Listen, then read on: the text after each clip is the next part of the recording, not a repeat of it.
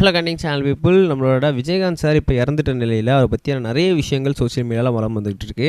அது மட்டும் இல்லாமல் அவங்க ஃபேமிலி மெம்பர்ஸ் நிறைய ஷேர் பண்ணிகிட்டு இருக்காங்க. நிறைய ஃபோட்டோஸ் இமேஜஸ்லாம் ஷேர் பண்ணிகிட்டு இருக்காங்க. அந்த வரிசையில் நேற்று புத்தாண்டு அதுவுமா என்ன பண்ணியிருக்காங்க அப்படின்னு பார்த்தீங்கன்னா, நம்மளோட விஜயகாந்த் சாரோட ஃபேமிலி மொத்தமே வந்து அவரோட சமாதியை போய் ரீச் அவுட் பண்ணியிருக்காங்க. பண்ணிவிட்டு அங்கே வந்து நிறைய விஷயங்கள்லாம் வந்து அவங்களுக்கு தேவையானதெல்லாம் பண்ணிவிட்டு அவர் எப்படிலாம் பிடிச்சதோ அதெல்லாம் வந்து அங்கே வச்சுருக்காங்க. அது மட்டும் இல்லாமல் அவரோட தொண்டர்கள் எல்லாமே சூழ்ந்து அவருக்கு அஞ்சலி செலுத்திட்டு அவரை வந்து வணங்கிட்டு அங்கேருந்து போயிருக்காங்களாம்.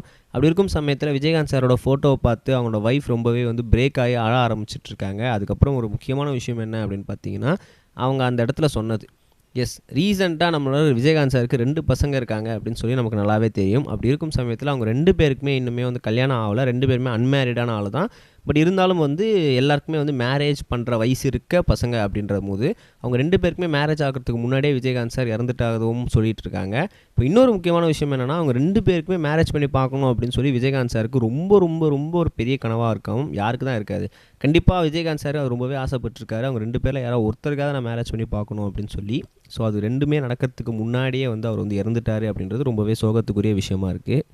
அப்படி இருக்கும் சமயத்தில் இப்போ முக்கியமான ஒரு விஷயம் என்ன அப்படின்னு பார்த்தீங்கன்னா, நம்மளோட விஜயகாந்த் சாரோட சமாதிக்கு போனால் நம்மளோட பிரேமலதா மேடம் இந்த மாதிரி எங்களோட விஜயகாந்த் சார், கேப்டன் சார் நம்ம கூட தான் இன்னுமே இருந்துகிட்ருக்காரு, எங்கள் ஃபேமிலி கூடயே தான் இருக்கார், எங்களால் அதை ஃபீல் பண்ண முடியுது, உணர முடியுது. இப்போ முக்கியமான விஷயம் என்ன அப்படின்னு பார்த்தீங்கன்னா, கூடிய சீக்கிரம் அவர் எங்களுக்கு பேர பசங்களாக வந்து பிறக்க போகிறாரு அப்படின்ற மாதிரி சொல்லியிருக்காங்க. ஸோ அவங்க சொல்ல வரது என்ன அப்படின்னு பார்த்தீங்கன்னா, அப்சல்யூட்டாக அவங்க 2 பசங்களையும் கல்யாணம் பண்ண போகிறாங்க. அவங்களோட வாரிசாக விஜயகாந்த் சார் திரும்ப நம்மக்கிட்ட வந்து வரப்போகிறாரு அப்படின்ற மாதிரி தான் அவர் வந்து சொல்லியிருக்காங்க. இது ஒரு சூப்பரான குட் நியூஸாக தான் இருந்துகிட்டு இருக்குது. கண்டிப்பாக எல்லாரும் ஒரு வீட்லேயுமே வந்து இந்தமாதிரி ஒரு டெத் ஆகிடுச்சு அப்படின்னா சீக்கிரமாக கல்யாணம் பண்ணுவாங்க. அதை நம்ம கேப்டன் சார் வீட்லேயுமே நம்ம எதிர்பார்க்கக்கூடும்.